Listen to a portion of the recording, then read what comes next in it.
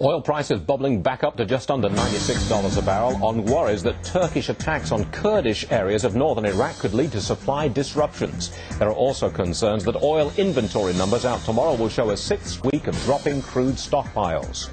Those higher oil prices mean higher fuel costs for the airlines. The result, an across-the-board downturn. The Amex airline index down 2%, with all 14 of the index's components showing losses. Mega shipper FedEx waited until Santa completed his rounds before announcing a 5.5% rate increase for its freight business. Rates will also go up next month for the packages most consumers get from either FedEx Express or FedEx Ground, under a previously announced increase. Investor Warren Buffett giving a big holiday present to the Pritzker family, paying $4.5 billion for 60% of Marmon Holdings, the industrial conglomerate making things like plumbing pipes and railroad tank cars. It is the biggest acquisition for Buffett's Berkshire Hathaway outside of the insurance industry. So, if Buffett's buying a company that needs a healthy economy to thrive, is he saying all this talk of a recession is overdone? Not a bad question, and I'm joined by our panel for the answers. Tracy Burns, Fox Business reporter, Jonathan Honing of Capitalist Pig Asset Management, John Layfield of Northeast Securities, and Peter Schiff, president of Euro Pacific Capital. John Layfield, to you first. What do you make of Buffett's investment? I think Mr. Buffett understands the consumer very well. You look at his investment in Coca-Cola. I think this acquisition right now of Marmon has as much to do with the railroads, the rail tank car division, as it does anything else. He has about an 18% stake in Burlington Northern, B&I, which I also own. He's going to increase that to about 25%. I think he's making a bet on the consumer going forward. Obviously, he's sitting on a ton of cash.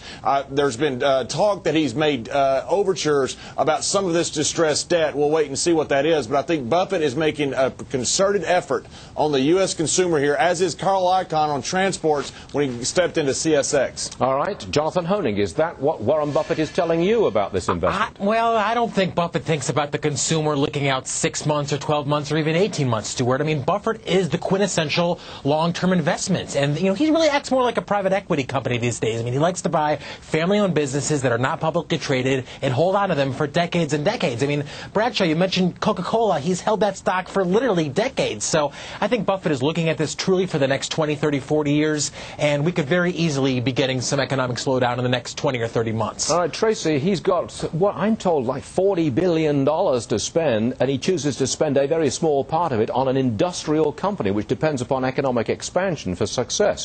What do you think he's telling us? Well, that's the thing. $43 billion on the balance sheet could go anywhere. Could really outright buy Citibank himself if he wanted to. But that's not where he is. He typically makes these very safe investments. This is a very safe investment. He was in China. He did it. He slowly was pulling out of PetroChina, his investment there. So I think he's staying home. To Jonathan's point, he's very long-term. But I don't know if he's thinking 30, 40 years. I think he's definitely thinking at least a year or two out.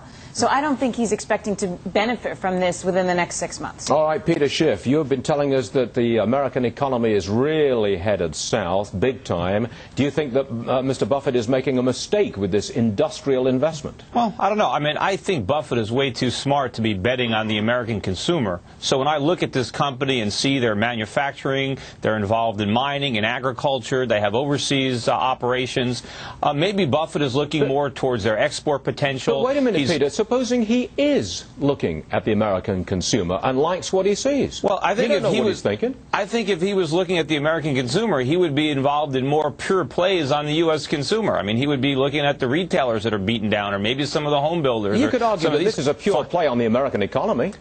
I don't think that's what it is. I think if you look at some of the basic business they're into, if Buffett is making the right bet, I know ultimately the U.S. economy is going to have to return to a manufacturing, savings, and production economy, and maybe this is what he's looking at long term. He's looking at tapping into the growing purchasing power of foreigners, not the diminishing purchasing power of Americans. But, Peter, this holding company has about 125 different companies, and the majority of them rely on the U.S. consumer. So that, I mean, Buffett's making a statement by buying in 60% into this company. I don't know. I mean, if he wanted to make a pure bet on the U.S. consumer, there are better ways to do that. But I'm going to give Buffett a little more credit than that. I don't think that he's that foolish. But who knows? All right, John Layfield, are we going to go back to being an industrial manufacturing economy that saves a lot? I think we've rapidly becoming Europe's China right now. You look at a lot of our exports right now, they have tripled over the past year because of the low dollar. I think you're going to see that going forward. Our exports haven't tripled. You look at our exports over the past year, absolutely. They haven't tripled. I'm talking about the fact that our exports are up huge right now. I don't know how you can dispute that. Our exports are up massively right now. Well, our trade deficit almost hit a record last month. I mean, our trade deficit has more to do with oil prices than it has to do. You have $100 oil, we're always going to have a trade deficit. And the trade deficit, I would argue, is pretty irrelevant right now. Sure, we have to pay for all that oil. You just can't say we're going to run a deficit, indefinitely. If we're going to import oil, we got to export something to pay for it. All right, Jonathan Honig, I want to break in and give you the last word on this, Jonathan. Well, no one ever wants to bet against Buffett, and I don't think I would. But, Stuart, honestly, I mean, if he was super bullish on the American economy, to Tracy's point, maybe he'd be putting a little more of that $40 billion to work. I mean, he's still got a lot of cash on the sidelines. So I think before you could say that Warren Buffett is super bullish on America, you'd see more of that money invested in the market as opposed to sitting on the sidelines in a money market account. All right, panelists, one and all.